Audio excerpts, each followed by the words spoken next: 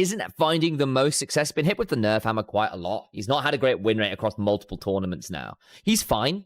But you don't really win lane likely super. Going over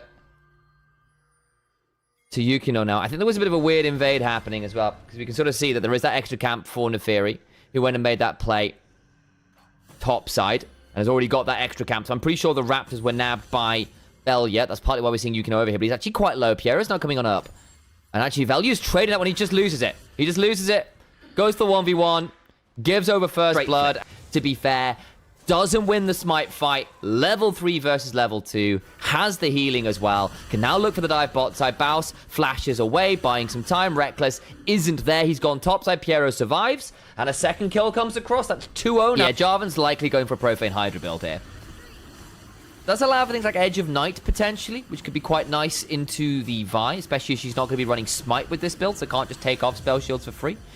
Early Dragon secured by KCB. They'll take the flip, and when it goes wrong, it looks like it did around that red buff. I tuned in, LR better not start winning now. Ah, yes. One of our resident LR hate watchers. Nemesis flashes away. Spiraling Despair goes wide. Turnaround comes on through. Cataclysm, flash out. Traps a couple people in the pit. Failure taken low, but not down. Magical Journey kind of goes the wrong way. Oh, that's awkward, Lost Ratones. Oh, dear. Baus comes on through, turns up, immediately gets feared by the Grim Visage. Severing Bolt has to flash away from the dredge line. That of Shah and Ella's chats as well. Good to see you in here. LR trying to imitate Fnatic. Please no. Oh, Bowsy's so dead. Yep. Nice pickup. Exa gets that one. This is looking very good for KCB. Courtesy of LS and crew. So I get why he's ended up where he's at. Exa, I don't know. Maybe just a bit of a rename after leaving LEC. I can get that one too. I don't think it's the worst ever, but I grant you Exa kick and crown shot. Most, you know, the one most like with the predilection for this to happen to most. Has these predilections. A lot of free kills are given up early. That's going to be, yeah, very easily done. But the Lost Ratones don't really get the concept of weak side. They're a very greedy set of members in terms of resource acquisition. Nice from Piero. Good escape. And as a result, you will see Lost Ratones give up a lot of free kills early. They won't respect the proactive Fermenta, who is 50 CS up on the Vi. Yukino's gotten some early plays happening, and that's fantastic. And also, you're 20 CS up bot. This is very, very good. Part of it as well is often LR don't draft particularly well or play out early lane states well. I actually think Crowny and Reckless over this tournament have not actually been a particularly lane-dominant 2v2 despite draft, and that's been really problematic. They've played team fights really well. Reckless in particular has had some very good team fights, but I have had concerns about the early game from them. I think Crowny and Veli have very different styles to win a game when comms are quite different. Teammates will autopilot some plays. Agreed. You can hear it in comms as well. I actually think that the early game decisions in comms can be uniquely... I'm saying selfish, not in a necessarily a negative way, but in a way to define exactly how Lost Returns likes to play. And it is often for, I am not going to move to this play because, frankly, I want to get this wave. Every player does that. There's not a lot of sacrifice in the early game that Lost Returns really wants to do. Xander get as much of a lead, it can lead to be a one-man army. I think against a comp like this as well, it can be very, very dangerous because it sets up for a lot of people to do some serious problems. Oh boy, Baus. Okay, needs to get out. He's gone Eclipse. And so went, okay, I wanna double down on the fact I got very, very ahead early. So he literally 2 kills in first clear. I actually don't think this build is that bad, Harold. I really don't. Not in this game. You've already got 2 frontliners. And in this game, there's a very real world where you go in as Jarvan and get blasted anyway because of, look at the comp. It's bloody burst Vi top. You will die. You will die. Thank you, by the way, Sleepy Sand, for the subscription. You keep the hype train going. All right. I'm going to have to fight this dragon. If this dragon fight goes poorly, especially because I think Atakan is spawning bot side as well, I mean, it will be lights out. Oh, boy. Great emotes, Big D78. I mean, good grief. Flag and drag. Oh, no. Yeah, that's nasty. I think Yukino at this point either goes Edge of Night or GA. And just runs off that. Because basically what you've done with this Jarvan, you say, actually, I came out of my literally 3 camps, 2-0, having killed the enemy jungler. I want to double down. And that's what they've done.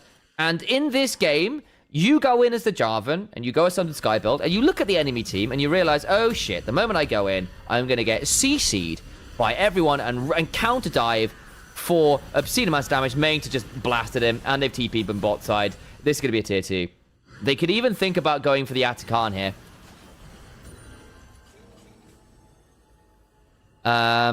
It's a big one. And he lived. Yeah. And he lived.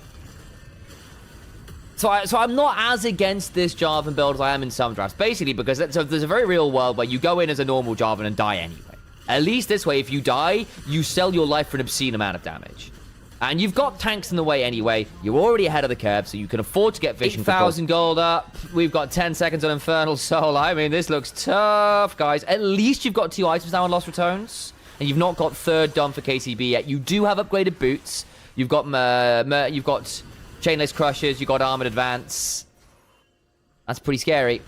That's pretty scary. Random event. What do we get? Okay, here we go. All out, flash away from Bows, depth charge, crushing, more, spiraling despair. That Tempered Fate is good. Bows gets a good shield, but dies to the Severing Bolt regardless. Over the wall goes Yukino, may end up dying. Does. That's not bad. 1 for 1 of the junglers down. Really good stuff from Reckless there. Really good stuff from Reckless. And in fairness, that's the squishy Jarvan causing you to die. You don't... Oh my god, hang on the damage back. I don't know about this one, Lost Ratones. Call of the pack, W back, badly timed from Velia, he's dead, Nemesis is going to die afterwards, Slow Q goes golden.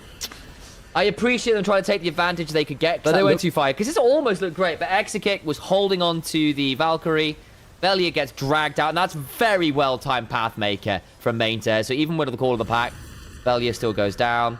They get to pick up the... I see Tane on Bush and Eltacore about to start an argument about this in chat. There are lots of other places you can have this argument, DMs and wherever else. Yeah. That's fair.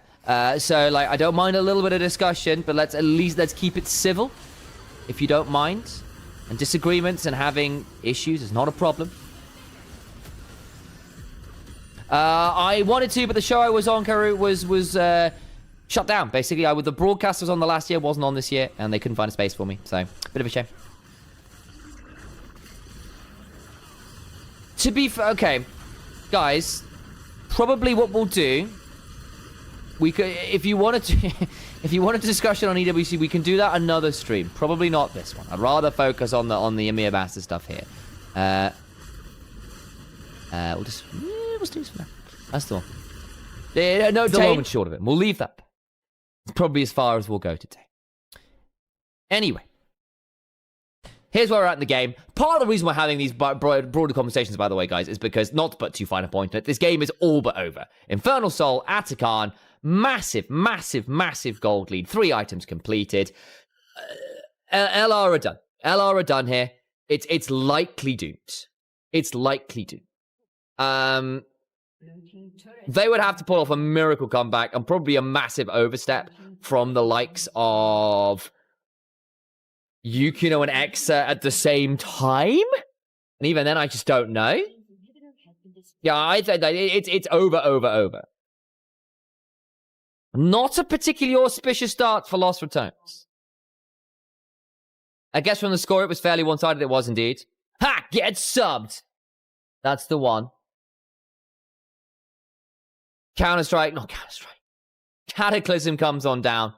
Nexus falls. Karmine Core Blue absolutely mashed Lost Ratones in game 1.